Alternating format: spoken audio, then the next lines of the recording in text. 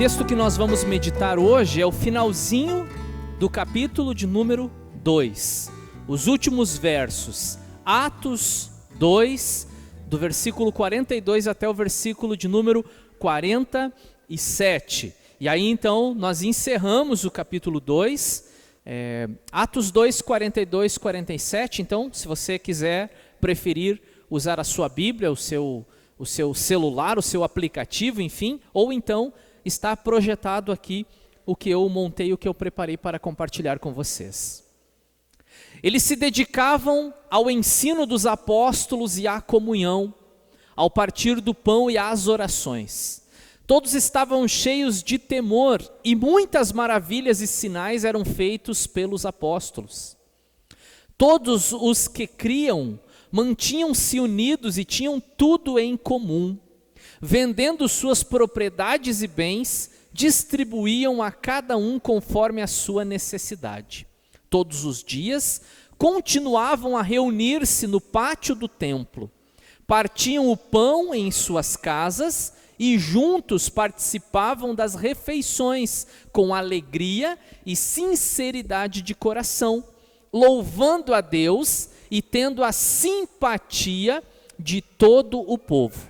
E o Senhor lhes acrescentava todos os dias os que iam sendo salvos. Amém? Uma das principais passagens no livro Atos dos Apóstolos.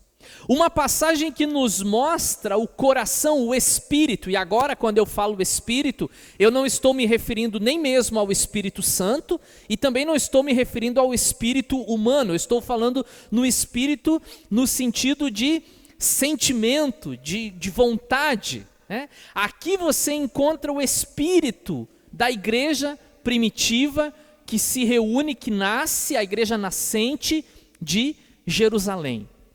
Só que eu quero convidar vocês a olharem um contexto comigo. Há algumas semanas, quando nós iniciamos o capítulo de número 2, vocês vão lembrar que o tema era a descida do Espírito Santo.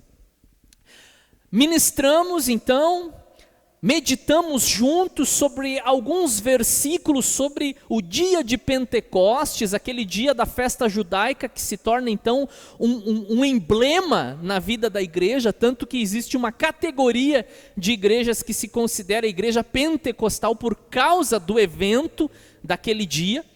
Aí depois eu mostro para vocês que Pedro, um dos quase 120 irmãos e irmãs que estavam reunidos ali, cheio do Espírito Santo, proclama as verdades de Deus com autoridade, com convicção, com posição. Lembram disso tudo que nós falávamos?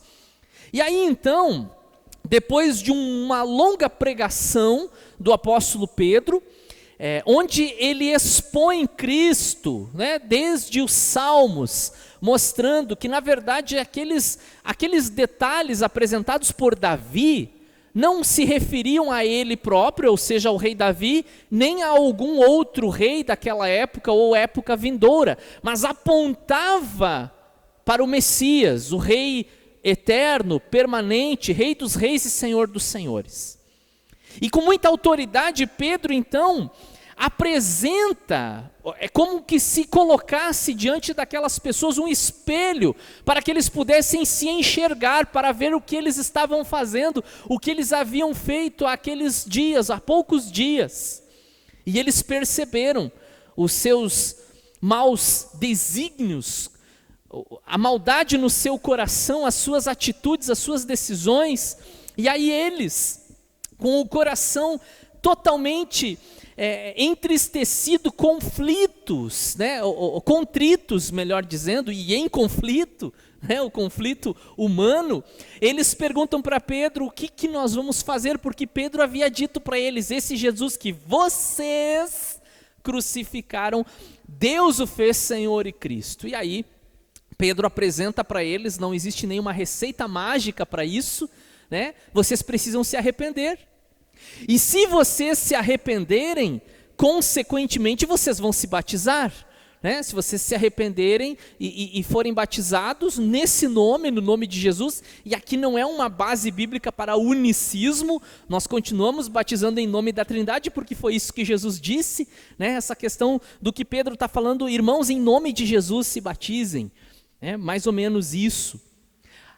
Agora, depois de um batismo de quantas pessoas, irmãos, vocês lembram? Aproximadamente 3.000 pessoas, 3.000 novas vidas que acabam de nascer de novo. Alguns comentaristas que eu li durante essa semana, um deles chegou a usar a expressão o berçário. Um berçário, 3.000 bebês que acabam de nascer e que vão precisar ser instruídos, discipulados, edificados pela igreja, acompanhados, até que se tornem maduros na fé, que é o que de fato deve ser o discipulado. E já vou dar aqui um spoiler, a próxima mensagem, a do dia 8, vai falar um pouco sobre discipulado. E o discipulado, ele não é um programa na agenda da igreja e nem um material que você usa, uma revistinha, uma apostila ou algo do tipo. O discipulado, ele é muito maior do que isso. Discipular pessoas é tornar essas pessoas parecidas com Jesus, é conduzi-las a Cristo, a se firmarem, seja com ou sem material. Seja num dia estipulado na semana, seja na quarta-feira ou no dia a dia.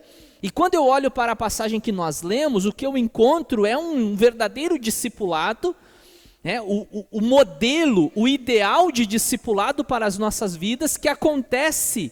Quando que ele acontece? No dia a dia, no ser e fazer igreja, como diz frequentemente o Ricardo Agreste, ao vivo. É aquilo que nós somos, não necessariamente um dia da semana, mas é aquilo que nos tornamos a partir daquela decisão de aceitarmos Cristo como nosso Salvador e então nos batizarmos. O teor dos versículos anteriores, o tema, até nós chegarmos aqui no final do capítulo 2, ele é essencialmente o derramar do Espírito, o encher do Espírito na vida dessas pessoas, porque inúmeras vezes vocês vão ler que então eles ficaram cheios do Espírito Santo. E aí eu quero convidar vocês a refletirem comigo, olhem o tema lá no início, uma vida cheia do Espírito. E aqui, só por uma questão do espaço, eu não coloquei Espírito Santo, mas vocês entendem que aqui, agora sim, eu estou falando do Espírito de Deus, o Espírito Santo. Atos 2, de 42 a 47, o nosso tema maior, Atos, uma igreja em ação, e a mensagem de hoje, a 7ª mensagem, fala sobre uma vida cheia do Espírito. E aí, logo em seguida, eu trago para vocês esse subtítulo apenas para nos nortear resultados do enchimento do Espírito Santo na vida da igreja, coletivamente, e na vida do ser humano. E é sobre isso que nós vamos então meditar, sobre esses resultados. O que acontece com uma pessoa cheia do Espírito Santo? Eu já falei aqui em outras ocasiões o que não é uma vida cheia do Espírito Santo, o que não é sinônimo de vida cheia do Espírito Santo, nesse estereótipo que muitas vezes é construído, de pessoas que gritam, que choram, que levantam as mãos na hora da adoração, e que bom que podem fazer isso, têm liberdade para fazer isso, mas isso não é sinônimo de vida cheia do Espírito Santo. Porque pode acontecer de ter alguém que faça tudo isso, mas não ser cheio do Espírito Santo.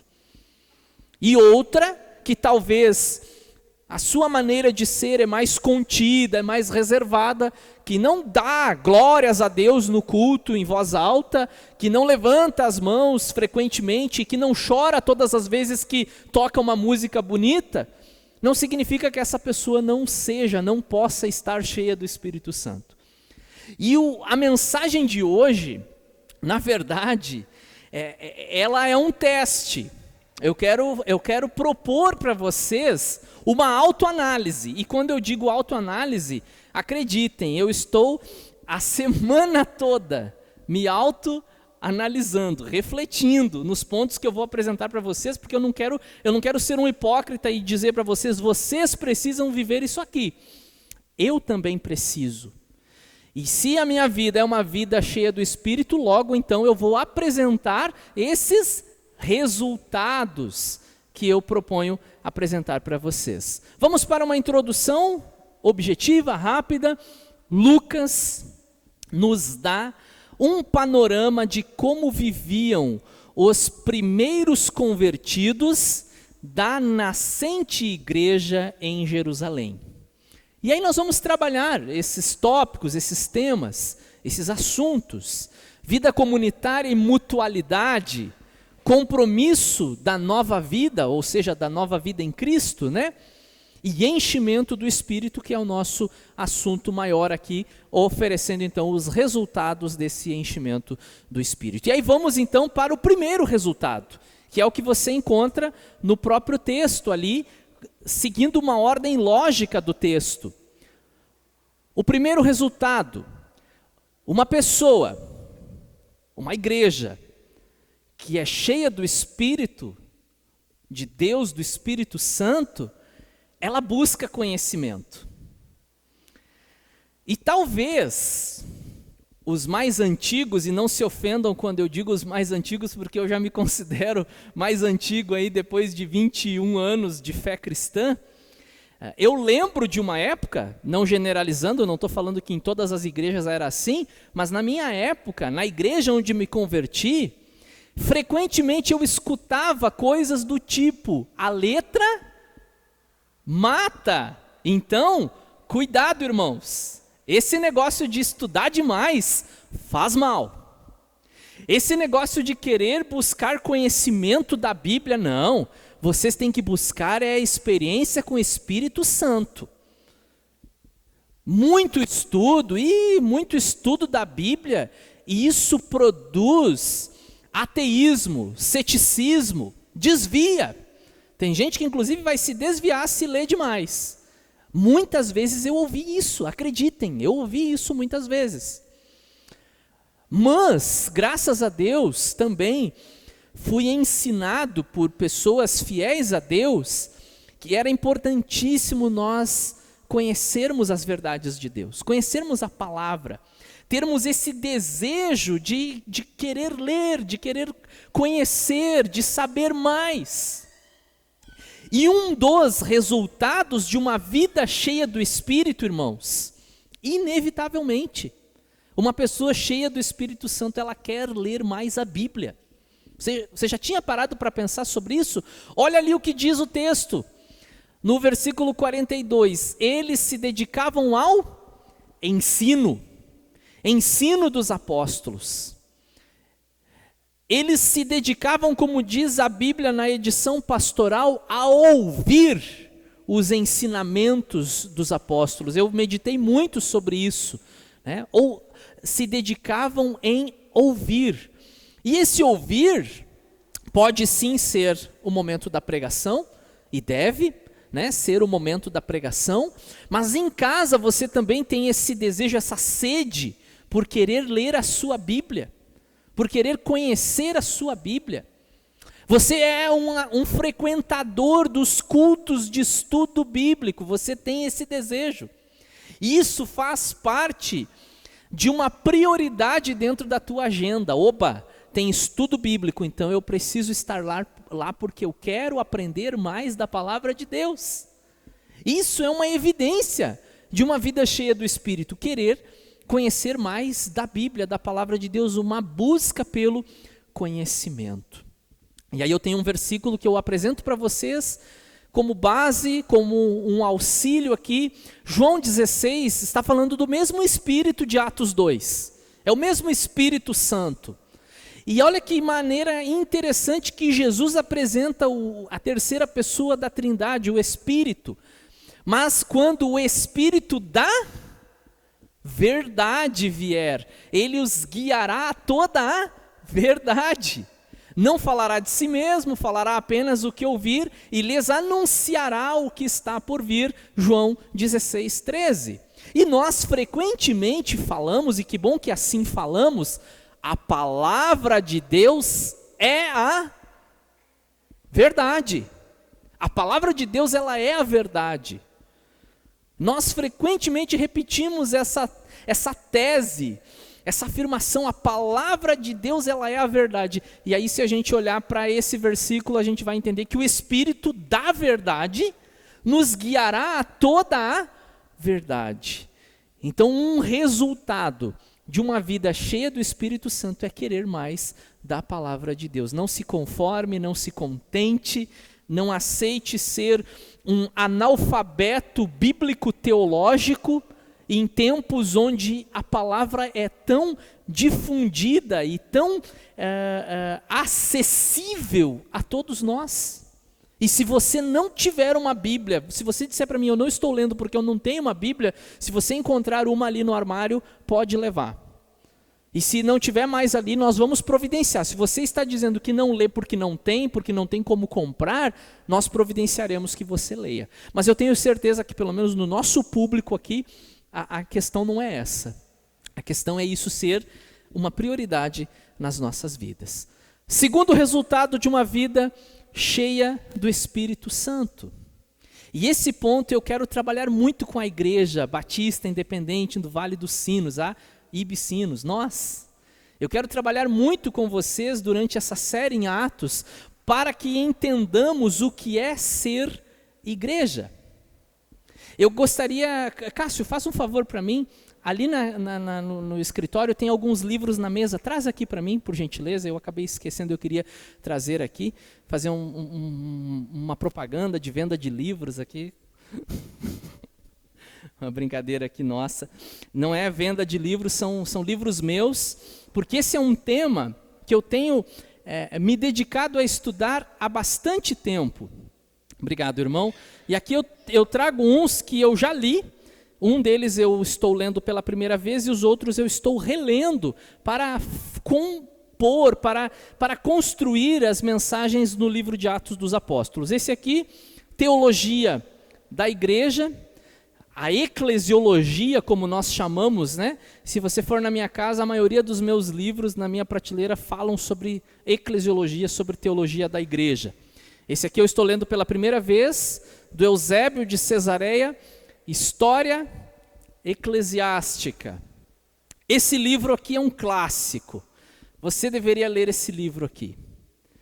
Antes de ir para a glória, você deveria ler esse livro aqui. Igreja Autêntica, do John Stott. Livraço. E esse aqui é um autor que eu não conhecia há muito tempo, há 4 anos que eu tenho esse livro, eu estava lendo aqui, eu anoto, ele foi lido por mim em 2017, agora estou relendo ele. Adoração na Igreja Primitiva, do Ralph Martin. E aí depois, lendo outros comentaristas, eu descobri que esse cara aqui é fera demais.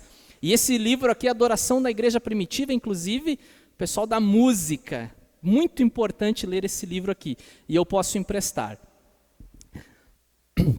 Em todos esses livros, em toda essa literatura de apoio, óbvio, né? Em primeiro lugar a Bíblia como palavra de Deus, em toda essa literatura de apoio, eu sempre encontro essa ideia, e é uma ideia que o próprio texto sugere, de que ser igreja é infinitamente diferente de ir à igreja.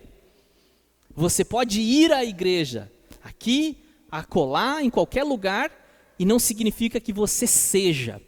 O ser igreja que nós encontramos no texto de Atos 2,42, e vocês vão observar aqui que eu usei o mesmo versículo, porém a ênfase em outra palavra. Se antes a ênfase estava em ensino, agora a ênfase está em comunhão. E ser igreja é ter algo em comum. E esse algo em comum é mais do que domingo 19 horas. O que nós aqui temos em comum é que domingo 19 horas a gente pega o nosso carro, o transporte público, enfim, nós vamos todos para o mesmo lugar. E ficamos aqui até as 8h30 e depois sumimos daqui. A nossa comunhão, esse ter algo em comum, não pode ser só isso, irmãos. Senão nós estamos falhando no ponto ser igreja. Viver em comunhão, ter amizades, desfrutar dessa irmandade, né? Irmanados, eu detesto essa palavra, mas de vez em quando eu uso, né? Estarmos aqui mesmo sendo diferentes, mesmo tendo opiniões políticas diferentes, torcendo para clubes de futebol diferentes, comendo comidas diferentes, uns gostam de uma coisa, outros gostam de outra, e de vez em quando a gente faz uma santa reunião em volta de uma mesa, né? A gente tem que observar se todo mundo vai comer aquilo que a gente preparou para agradar todo mundo. Mesmo nós sendo tão diferentes, por causa desse Espírito derramado e que habita nas nossas vidas, irmãos, eu consigo conviver com vocês por causa disso. Não é porque eu sou uma pessoa simpática, porque quem me conhece de verdade sabe que eu não sou. Não é porque eu sou uma pessoa agradável, não é por causa disso, porque eu não sou. Às vezes eu vejo as pessoas falar alguma coisa a meu respeito nas redes sociais, esse piedoso homem de Deus, né, queria estar 24 horas ao seu lado. Nem eu aguento 24 horas ao meu lado, né? As pessoas não sabem o que elas estão falando, né? Eu faço quase que a oração lá, Jesus perdoa eles porque não sabem o que estão falando. Mas por causa do Espírito Santo que habita em nós, e o ser cheio do Espírito é aquilo que Paulo aborda, né? Suportar uns aos outros em amor. E aí eu já ouvi explicações desse texto que diziam assim, olha, eu não te amo, mas eu te suporto, né? Por causa que a Bíblia manda eu te suportar. Não tem absolutamente nada a ver com isso, é ser suporte, pedestal, suporte. Né? Suportem-se uns aos outros por causa do amor de Deus. Eu sou suporte na vida de vocês, vocês são suportes na minha vida. Essa mutualidade, esse cuidado mútuo, né? Uma comunidade que cuida uns dos outros. E o texto de Atos 2, depois existe um paralelo desse texto com 1 Coríntios, que inclusive nós estamos estudando na sexta-feira aqui, né? 1 Coríntios, há quem diga... E a história também apoia essa ideia de que existiam festas chamadas festa do amor, que era cultivada pela igreja do primeiro século, que eram refeições comunitárias que as pessoas traziam, né, o seu bolo, cadê a Tiele, né, a cuca lá de Ivoti, enfim, né, cada um trazia alguma coisa, sentavam-se à mesa e tinham aquele momento de comunhão. O partir do pão e a comunhão eram duas coisas diferentes. O partir do pão é a expressão que você encontra nos evangelhos do que Jesus celebrava na mesa, que era o momento da ceia. Pode ser que a ceia fosse um momento dessa festa do amor, ou pode ser que fosse separado. Mas se você olhar na história da igreja, essa festa do amor ela deu problema. Vocês lembram o que acontece em Corinto? Lá em Corinto, algumas pessoas comiam mais do que as outras, uns pegavam e enchiam a cara, ficavam bêbados na festa do amor. Imagina, os irmãos traziam vinho, enchiam a cara, e o embriagar-se é proibido nas escrituras, né? E aí virou bagunça. Depois Paulo tenta corrigir essas questões, mas teve um dos concílios da igreja, eu não lembro qual dos concílios da igreja, onde foi proibida a festa do amor nas igrejas, porque algo que era para ser bom, por causa do coração humano, acaba se tornando ruim. E eu lembro que em 2019, nós fazíamos aqui um café da tarde que nós chamávamos de comunhão. Quem lembra? Quem lembra? Quem estava na época? Poucas pessoas daqui participaram. Depois nós dividimos a igreja para fazer 2 cultos, e aí ficou difícil de reunir todo mundo. Depois veio pandemia, e aí ficou mais difícil ainda. Mas, irmãos, com fé em Deus, nós vamos voltar a fazer essas nossas reuniões. Sem vinho e sem caixa de cerveja. tá bom? É café, é suco, é chazinho, refrigerante, tá bom?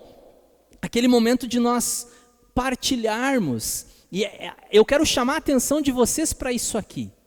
Você precisa, eu preciso, nós precisamos desenvolver relacionamentos com a igreja. Senão nós apenas frequentamos o culto. Você vem, chega aqui, 7 horas certinho, pá, você é pontual, glória a Deus por isso, pá, começou o culto, amém, e aí na hora da oração final você já vai indo perto da porta, vai ficando cada vez mais perto da porta. O pastor diz amém, bupt, já entra no carro e some.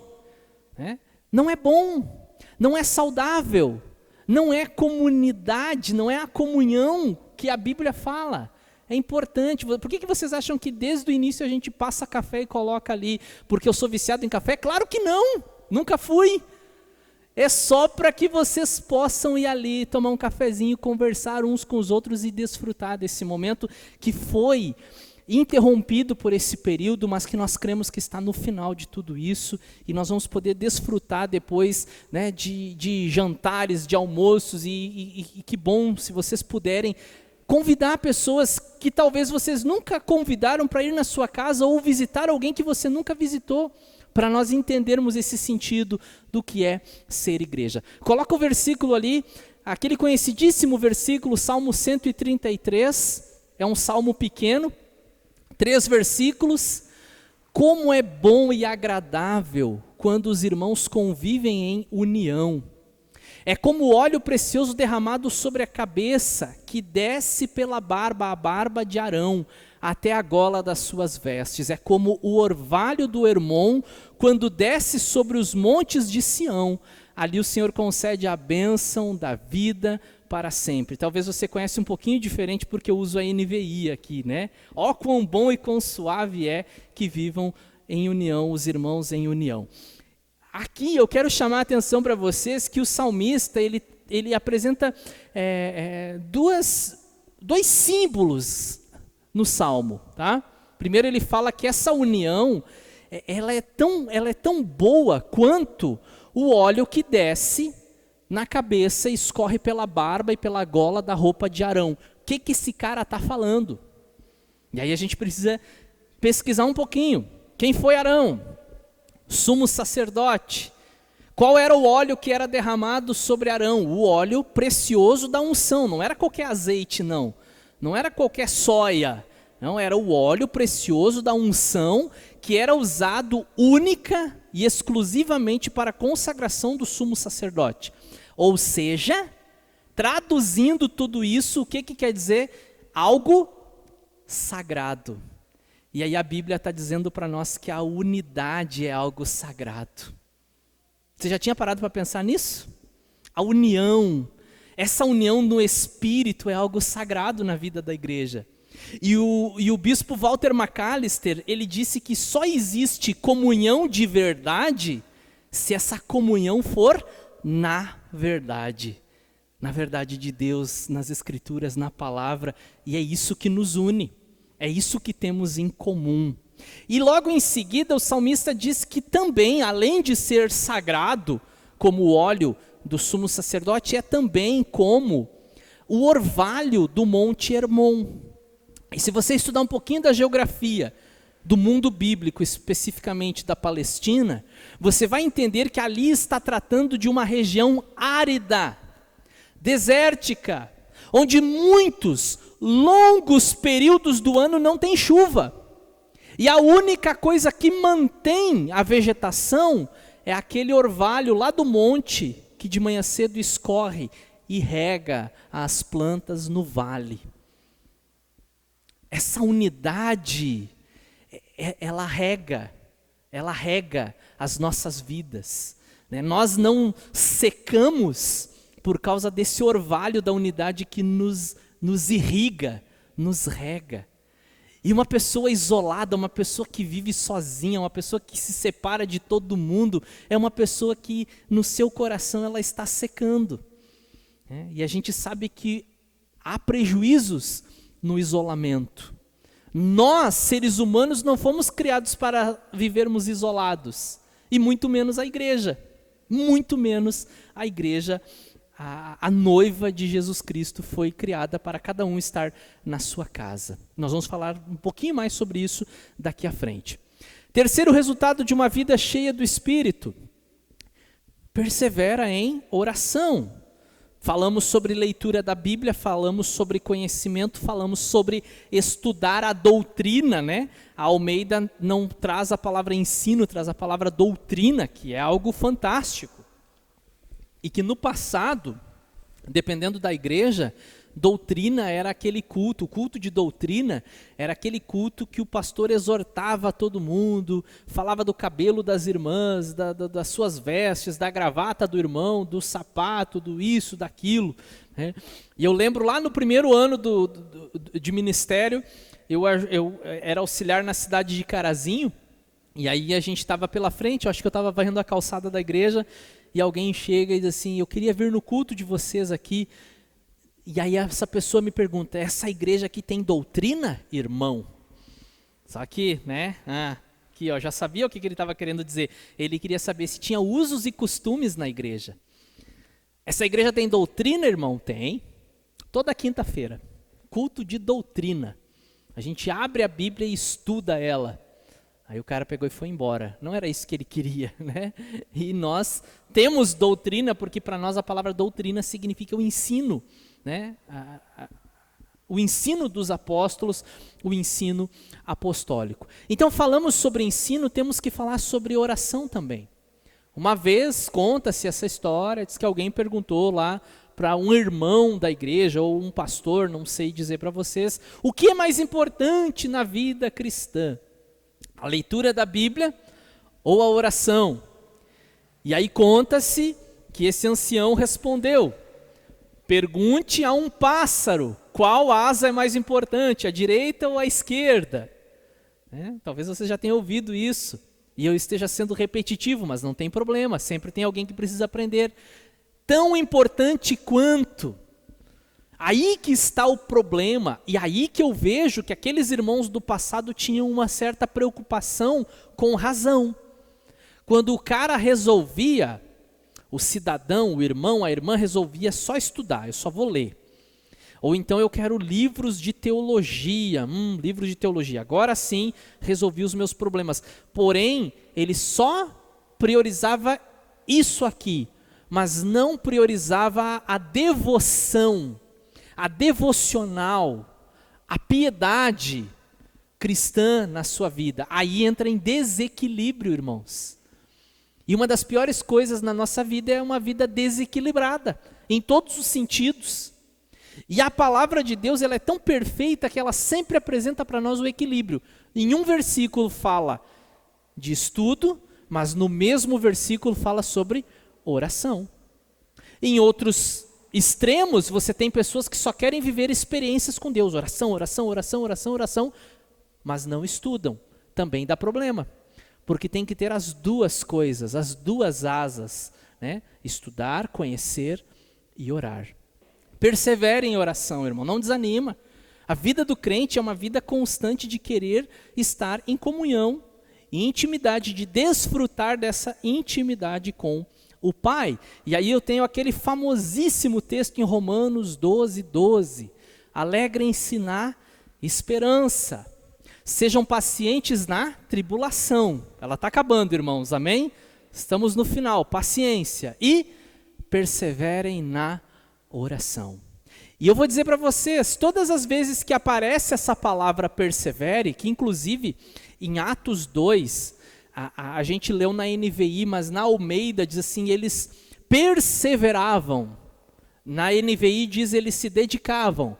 Mas olha que interessante essa linha de raciocínio. Na Almeida diz eles perseveravam. Toda vez que a Bíblia nos diz para perseverar em alguma coisa, é porque não é fácil. Tem as suas dificuldades. Porque se fosse fácil, a Bíblia não mandava a gente perseverar. Vocês não vão ouvir o pastor dizer para vocês perseverem no seriado, vão até o último episódio. Porque eu sei que vocês vão. Isso é fácil. Agora, ler a Bíblia e orar não é fácil. Por quê? humanamente falando, o nosso coração não quer as coisas espirituais. O Igor carnal não quer as coisas do espírito. E a Bíblia diz que há um conflito entre carne e espírito. Né?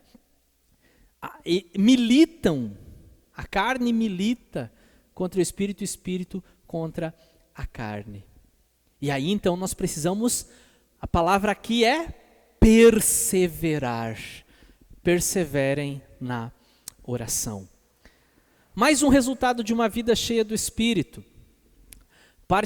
Participa, né? Uma pessoa cheia do Espírito, ela participa da arrecadação. O versículo 45 fala que eles vendiam suas propriedades. Fiquem tranquilos, irmãos, eu não vou pedir para vocês fazerem isso. Não saiam, tá? Escutem até o final. Vendendo suas propriedades e bens, distribuíam a cada um conforme a sua necessidade. Eu preguei uma vez, há muito tempo, a igreja de São Leopoldo ainda não existia. Eu preguei que a nossa conversão ela é um processo, é por etapas. Isso é uma verdade, irmãos. Nós não nos convertemos assim da noite para o dia, pá, sou crentão. É um trabalhar, é um agir de Deus, né? E aí eu falei que primeira coisa, Deus assume o lugar, o controle no nosso coração, a gente se livra da idolatria, eu não recorro mais a A, nem B, nem C, eu só recorro a Deus agora, mas eu tenho que aprender muitas coisas e etc e tal. Aí a minha boca tem que se converter também, né? Porque antes eu falava palavrão, eu xingava todo mundo, mas agora eu aprendo então a não falar esse tipo de coisa. E por último, eu não sei por que é lá no finalzinho, o bolso tem que se converter. E é difícil. Por quê? Porque nós somos apegados a bens materiais, a dinheiro. Isso não é uma questão fácil de se lidar. E eu vou confessar para vocês, não pensem aqui que eu vim dar um discurso hipócrita, né? Não foi fácil para mim também no início da minha conversão, com 18, 19 anos, ganhando um salário bem pequenininho, como empacotador no supermercado, e aí separar ainda uma fatia, 10% do que eu ganhava, e honrar ao Senhor com aquilo. De vez em quando eu ia lá, um mês eu conseguia, daí falhava 2, 3, aí eu me enrolava nas minhas contas, e, né?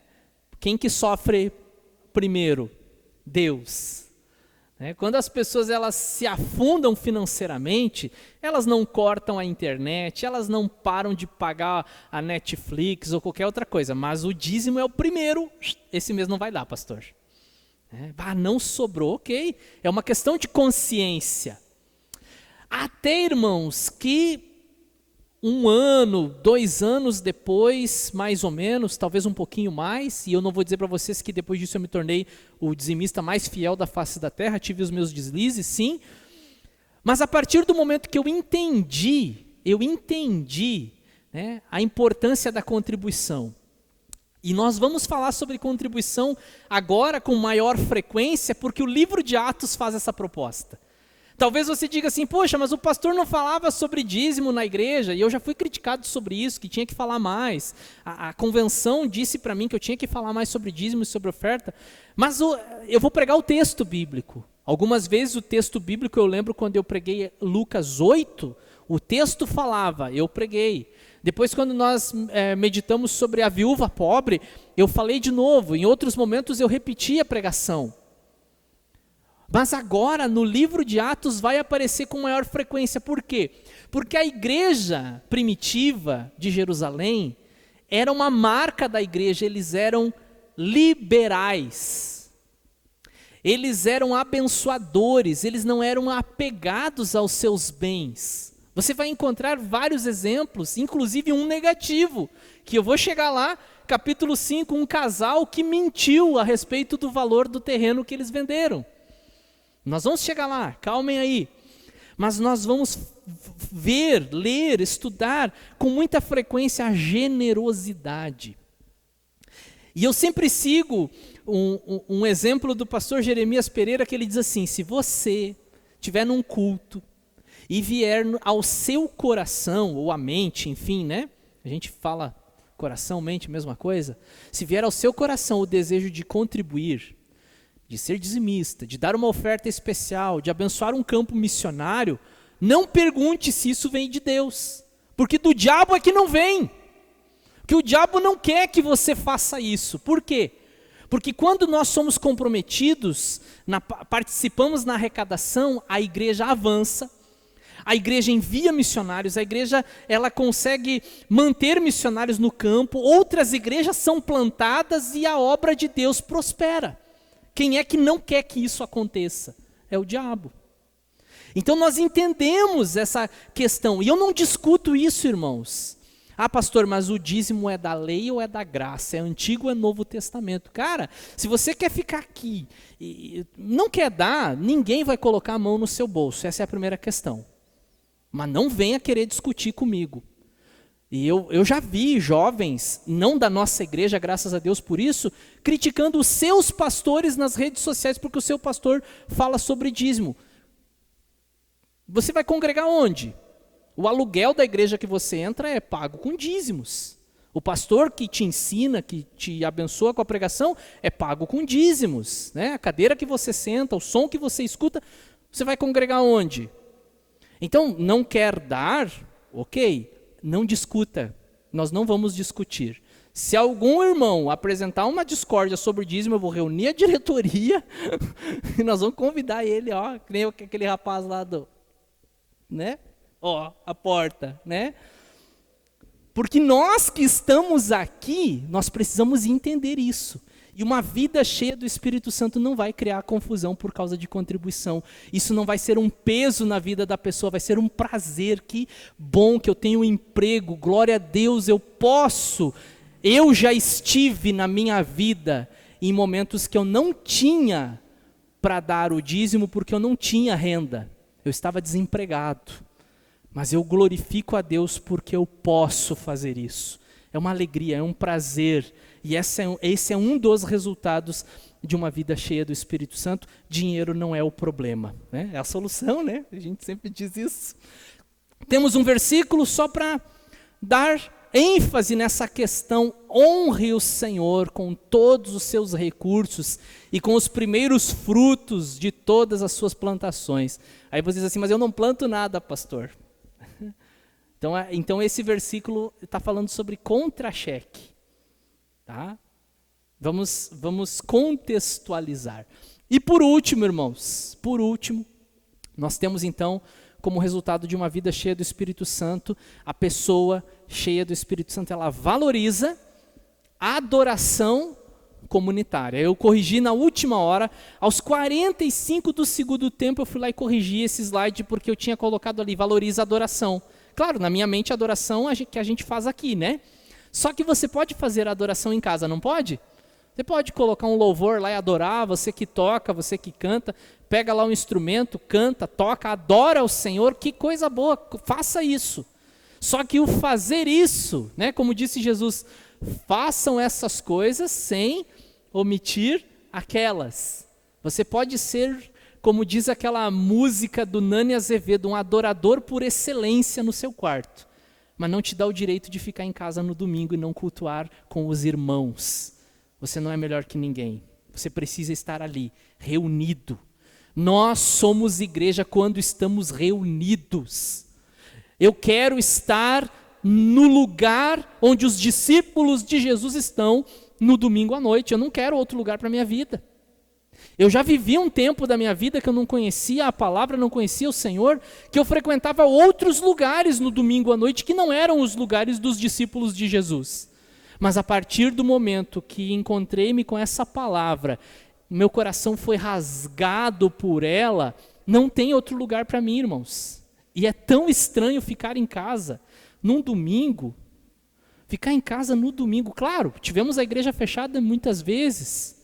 Talvez você tenha, dependendo do seu horário de trabalho, né? E inclusive hoje temos irmãos que não estão aqui porque estão trabalhando.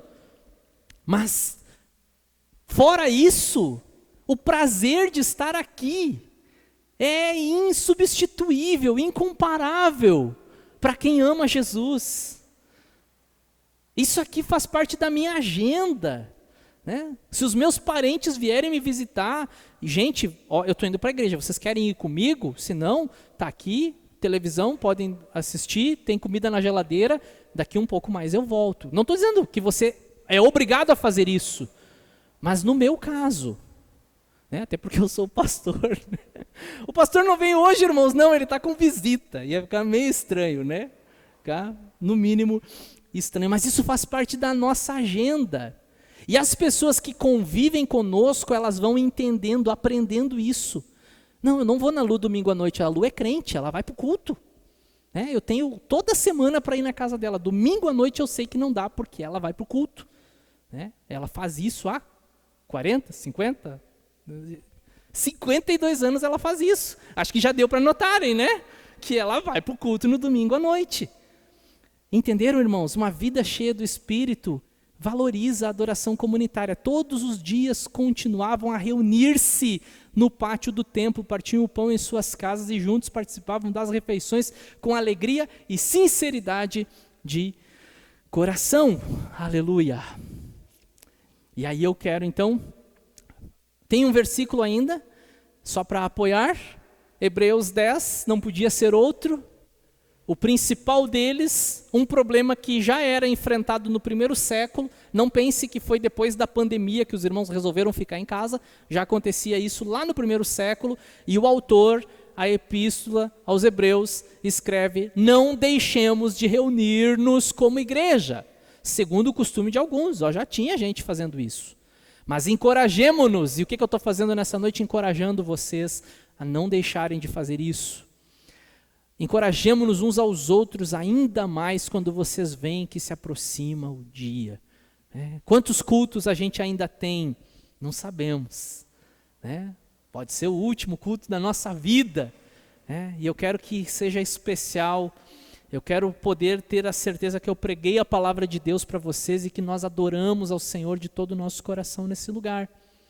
E aí eu coloco então, como conclusão, um versículo.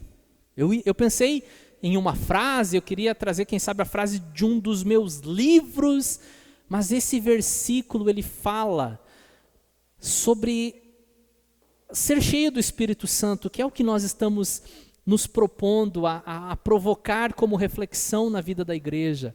Entretanto, vocês não estão sob domínio da carne, mas do Espírito. Se de fato o Espírito de Deus habita em vocês. Paulo deu uma alfinetada aqui, né? Se é que vocês têm o Espírito. E aí ele conclui dizendo: e se alguém não tem esse Espírito, o Espírito de Cristo, não pertence a Cristo. Não tem como, né, ser crente e não ter esse Espírito. E se você tem esse Espírito, a pergunta é: quem que está no controle? Quem que domina a sua vida? A sua vontade? Ou a palavra pelo Espírito? Nós vivemos em uma época, irmãos, em que a gente é condicionado a fazer só aquilo que dá vontade. Hoje eu não estou com vontade. Né? Bruna, como é que é o nome daquele filme que nós assistimos ontem? O Guia. O Guia da Família Perfeita, irmãos. Nós assistimos esse filme ontem. Cuidado com a classificação ali, tá? Filmes para adultos. Mas fala justamente dessas questões, como que estamos educando os nossos filhos. E aí fala de um funcionário da empresa que era filho do chefe, que chegava a hora que queria e qualquer coisinha ele ia embora antes do horário. Eu não estou com vontade hoje, não tenho clima. Estou saindo porque não tem clima para mim. E a gente está cultivando essa cultura do hoje eu não estou com vontade. Mas quando que a Bíblia disse que era para você orar, ler a Bíblia e no culto só quando você sentisse vontade? Isso é compromisso, é dever, né? Temos os nossos benefícios, mas temos os nossos deveres também. Entretanto, vocês não estão sob domínio da carne, mas do Espírito. Quem que manda, irmãos? Quem que controla a vida de vocês, a minha vida? São as nossas vontades ou falta de vontade? O que está nos controlando? Vamos encerrar pensando sobre isso.